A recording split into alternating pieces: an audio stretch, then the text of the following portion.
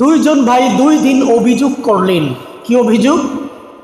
মসজিদের মধ্যে ফরজ শেষ, এশার নামাজের পরে 2 রাকাত সুন্নত আছে না, মাগরিবের পরে 2 রাকাত সুন্নত আছে না, অথবা আসরের ফরজের পরে কিছু ভাই মাসবুক হয় না, যাদের 1-2 রাকাত ছুটে গেছে, তারা যখন নামাজে দাঁড়ায় তখন কিছু কিছু ভাই মসজিদের মধ্যে দুনিয়ার গপ্প জুড়াইয়া দেয়। তোর ক্ষেতের দানের কি অবস্থা?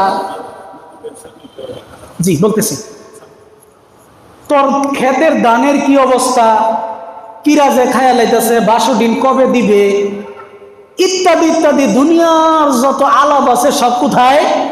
মসজিদের মধ্যে।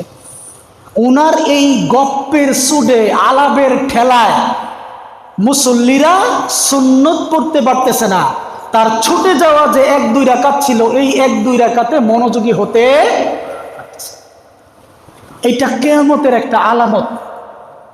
আল্লাহ রাসূল বলেন, কিয়ামতের উল্লেখযোগ্য আলামত হচ্ছে মসজিদকে চাকচিক্যপূর্ণ করা হবে এবং মসজিদের মধ্যে শোরগোল পাকানো হবে, জোরে জোরে কথা বলবে, তারপরে হচ্ছে আপনার ঝগড়া করবে, চিৎকার চেঁচামেচি করবে। বিভিন্ন মসজিদের মধ্যে হিসাবের টাকা নিয়ে দিনের পর দিন, জুমার পর জুমা চিৎকার চেঁচামেচি হয় না? কমিটি গঠন নিয়ে চিৎকার চেঁচামেচি হয় না? এগুলো হচ্ছে কিয়ামতের একটা আলামত। এরপরে অনেক মুসল্লিরা যেটা করেন, ইকবাল ভাই যেটা বললেন যে নামাজ পড়তেছেন আপনি, উনার কোনো দিশ নাই, আপনার সামনে দিয়ে সে বেমালুম চলে যাচ্ছে, দেদারসে আপনার সামনে দিয়ে চলে যাচ্ছে, একটা সূত্র দেওয়ারও প্রয়োজনীয়তা অনুভব করে না। আল্লাহ রাসূল বলেন, কোনো ব্যক্তি যদি জানতো একজন মানুষের নামাজ কেটে যাওয়াতে কি গুনাহ হয়, তাহলে সে 40 বছর এখানে দাঁড়িয়ে থাকতো। অথচ আমরা দেদারসে নামাজের সামনে দিয়ে চলে যাচ্ছি, মানে তার ভিতরে এত ব্যস্ততা, কখন মসজিদ থেকে বের হবে, বের হলেই যেন তার জানটা বাঁচে। আমি মনে হয় ভুল বলতেছি।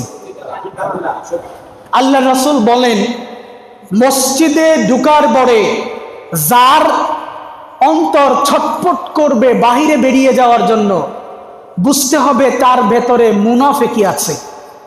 কি আছে? ইমানদার মসজিদটাকে এমন মনে করে মাছ পানিতে যেরকম নিজেকে নিরাপদ মনে করে, আর মুনাফিক মসজিদটাকে মনে করে জেলখানার মতো, আর শাস্ত্রটাকে মনে করে জান্নাতের মতো। মসজিদ থেকে বেরিয়েই দেখবেন তার আর কোনো গন্তব্য নাই, দইরাই শাস্ত্র লেগেছে গা, ঠিক না? গিয়া দুনিয়ার যত সাড়াম্বরী গপ্প, টেলিভিশন দেখা, চা খাওয়া, মানে সেও একটা কিছু আর কি।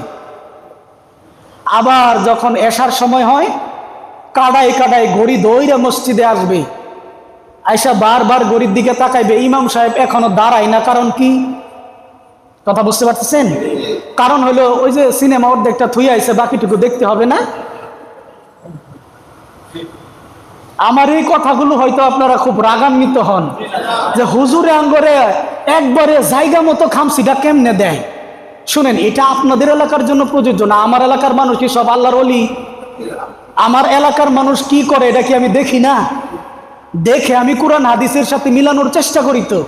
এবং যেই কথাগুলো আপনাদের সামনে বলি, সেম কথাগুলো আমাদের মসজিদে মাগরিবের নামাজের পরে বিভিন্ন মসজিদে, এক এক মসজিদে এক এক দিন গিয়ে আমি কথাগুলো বলি। হয়তো সবাই শুনে না, অল্প কিছু মানুষ শুনে। যারা শুনে তারা যদি মানে, তাইলেও তো আমার অনেকটা উপকার আছে।